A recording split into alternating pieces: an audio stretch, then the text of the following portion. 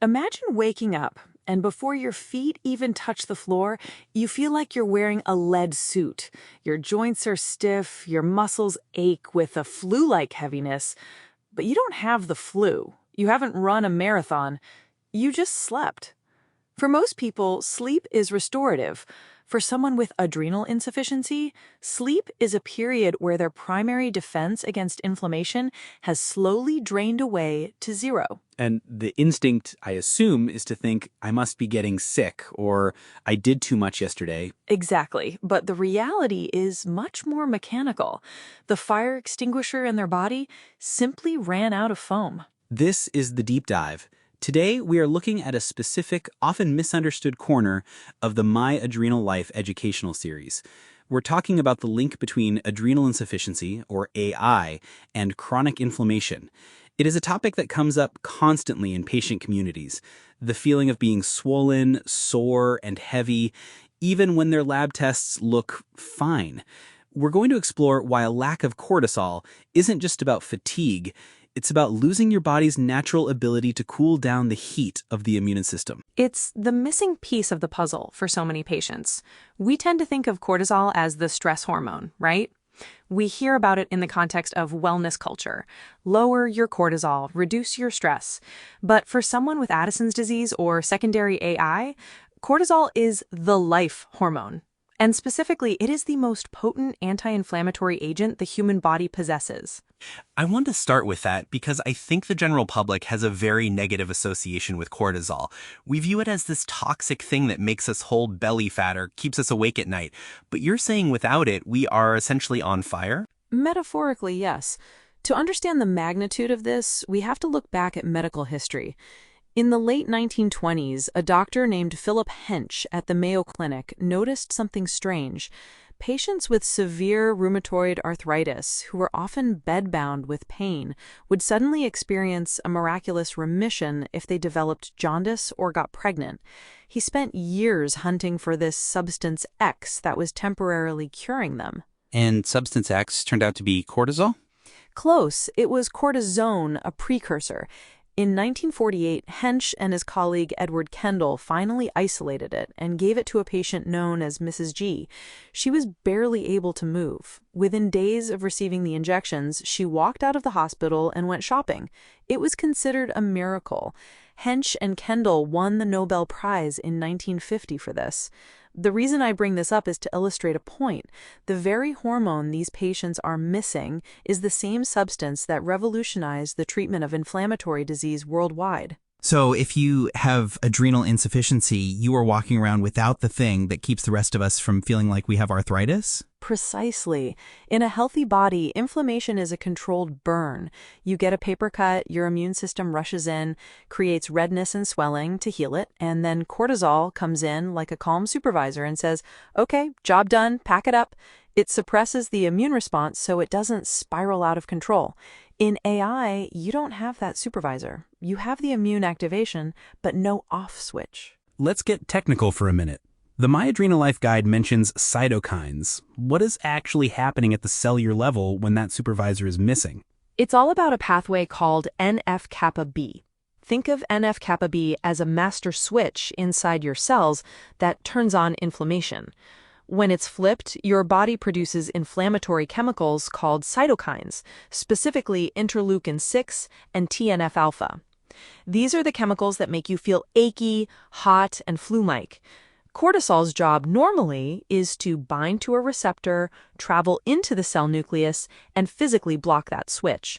It prevents the cytokines from being released. So without cortisol blocking the switch, the cytokines just keep flooding the system? They do. And here is where it gets tricky for AI patients.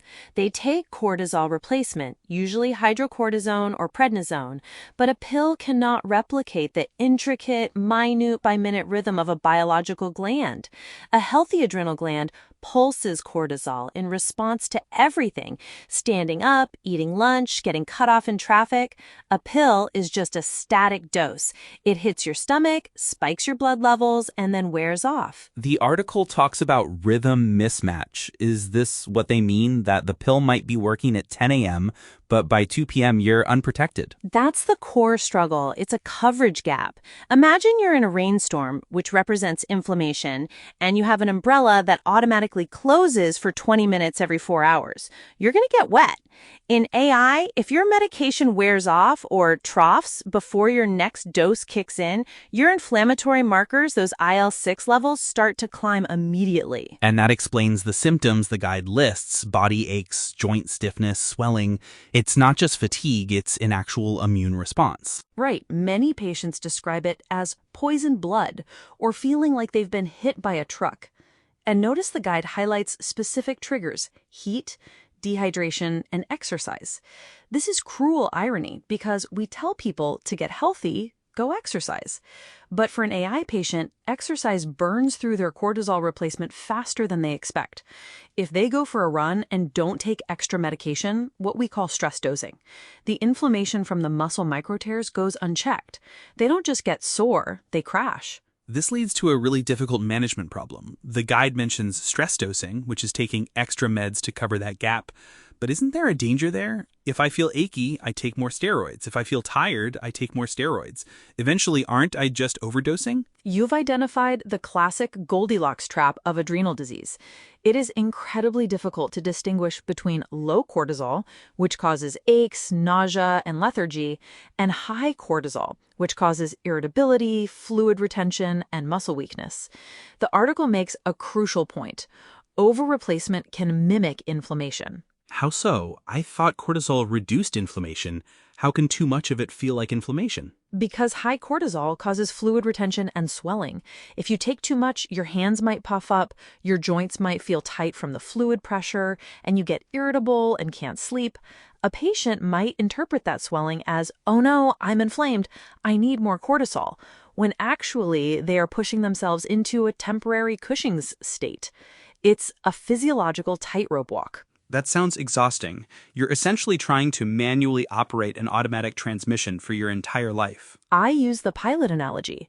Most of us are flying on autopilot. Our bodies adjust altitude and speed, hormones, without us thinking. People with AI are flying manual. They have to adjust the throttle for every bit of turbulence. A fight with a spouse? Throttle up. A hot day? Throttle up. Forgot lunch? Throttle up. If they miscalculate, they crash. The guide mentions that this is compounded by other conditions. It lists Ehlers-Danlos syndrome, EDS, and other autoimmune issues. Is there a connection there? There is a significant overlap. We see a cluster of conditions often called the trifecta in patient communities, involving mast cell activation syndrome, Ehlers-Danlos, and dysautonomia. If a patient has AI and a connective tissue disorder like EDS, their baseline pain and inflammation levels are already higher. Their joints are unstable, causing micro-injuries just from walking. This demands more cortisol. If the adrenal glands can't provide it, the pain amplifies. It creates a feedback loop. Pain causes stress, stress uses up cortisol, low cortisol allows more inflammation, which causes more pain. So how does someone break that loop? The guide brings up wearables and tracking. How does a Fitbit or an Apple Watch help manage a hormonal deficiency? This is one of the most promising frontiers for patients. Since we don't have a real-time cortisol monitor yet, though they are in development, we have to look at the downstream effects of cortisol. Cortisol supports blood pressure and vasoconstriction. When cortisol is low, the body struggles to maintain blood pressure, so the heart rate spikes to compensate. So a rising resting heart rate is a warning light? Often, yes. The guide mentions tracking HRV, heart rate variability. A sudden drop in HRV or a rising resting heart rate can indicate that the body is under physiological stress before the patient consciously feels the crash. Some patients see their nighttime body temperature rise slightly or their deep sleep numbers tank a day before a major flare. It gives them a chance to intervene, maybe hydrate, rest, or adjust a dose before they hit the wall. Speaking of intervening, let's talk about the morning gap. You touched on it earlier, waking up feeling like you're in a lead suit. Is there a way to fix that? The biology of the morning is fascinating. In a healthy person, cortisol starts rising around 3 or 4 a.m., peaking right when you wake up. This is the cortisol awakening response. It literally energizes you to face the day. Someone taking oral hydrocortisone at 7 a.m. has had zero cortisol in their system since maybe 2 a.m. They wake up at a deficit. They're waking up with an empty tank. Empty and inflamed. This is why the guide suggests talking to endocrinologists about dosing timing or modified release medications. Some newer drugs like Plenadrin or Chronocort are designed to release more slowly or in a dual phase to mimic that rhythm better. Other patients wake up at 4 a.m. to take a small dose and go back to sleep just to bridge that gap. It's extreme, but effective. And hydration, the guide puts a lot of emphasis on electrolytes. That ties into the mineralocorticoid side of things. The adrenal glands don't just make cortisol, they make aldosterone, which balances sodium and potassium. Many people with primary AI, Addison's, are salt wasters. If you are dehydrated, your body perceives that as a massive stressor. It screams for cortisol. If you are low on cortisol and dehydrated, the inflammation triggers are double. Preloading with electrolytes can sometimes spare the need for extra steroids. I want to circle back to the emotional toll of this. The guide says, it's hard to explain to anyone else. We have this invisible illness where a person looks fine, but they feel like they have the flu every other Tuesday. How does that impact the patient's life? It's isolating. In our culture, we judge illness by visibility. A cast on a leg? We hold the door. A fever? Stay home. But AI inflammation is invisible. The patient might look a bit puffy, which, ironically, people sometimes mistake for looking healthy or well-fed. But inside, their cytokines are raging. They have to cancel plans at the last minute because their battery just died. It requires a level of self-advocacy that is exhausting in itself. And the medical advice is always reduce stress, which is almost laughable when the condition itself is a source of chronic stress. It is, but that's why understanding the mechanism is empowering. When a patient understands, I am not lazy, I am not crazy, my NF-kappa B pathway is currently unblocked because my 2 p.m. dose wore off early due to the heat, they can stop blaming themselves. They can treat the physiology instead of spiraling into shame. That's the goal of this guide. It stops being a character flaw and starts being a chemistry problem. Exactly. And chemistry can be managed. It's not perfect. Replacement steroids are a crude tool compared to the elegance of the human body, but with timing, hydration, and data tracking, patients can get closer to that normal feeling. We've covered a lot: the Nobel Prize history, the cytokine storms, the rhythm mismatches. If there is one thing you want a listener to take away from this, particularly if they love someone with AI, what is it? Patience. Understand that their battery creates a different voltage than yours. When they say they hit a wall, it's not a figure of speech. Their body has literally run out of the chemical required to process the world. If they need to rest, let them rest without judgment. That rest is their medicine. A powerful reminder for all of us. If you found this breakdown helpful, or if you know someone navigating the complexities of adrenal insufficiency, please pass this episode along. It might just be the explanation they've been looking for.